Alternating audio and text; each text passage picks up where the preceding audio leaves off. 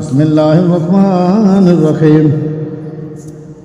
يا أيها المزمل قم الليل إلا قليلا نصفه وانقص منه قليلا أو زد عليه ورتل القرآن ترتيلا إنا سنلقي عليه قولا ثقيلا إنا ناشئة الليل هي أشد وطئا وأقوم قيلا إن لك في النهار سبحا طويلا واذكر اسم ربك وتبتل إليه تبتيلا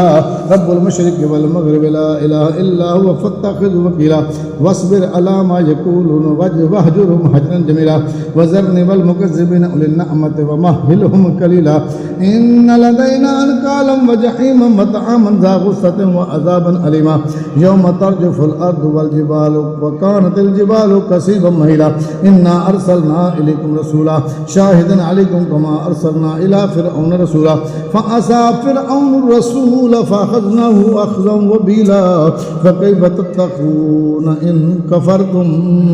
يوما يجعل الولدان شيبا السماء منفطر به كان وعده مفعولا إن هذه تذكرة فمن شاء اتخذ إلى ربه سبيلا إن ربك يعلم أنك تقوم أدنى من ثلثي الليل ونصفه وثلثه وطائفة من الذين معك والله يقدر الليل والنهار عالما أن لن تحصوا فتاب عليكم فاقرؤوا ما تيسر من القرآن علم أن سيكون منكم مرضى وآخرون يضربون في الأرض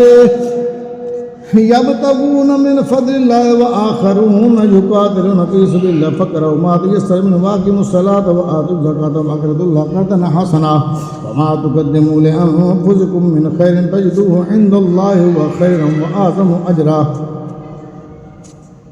وما تقدموا لأنفسكم من خير تجدوه عند الله هو خيرا وأعظم أجرا واستغفروا الله إن الله غفور رحيم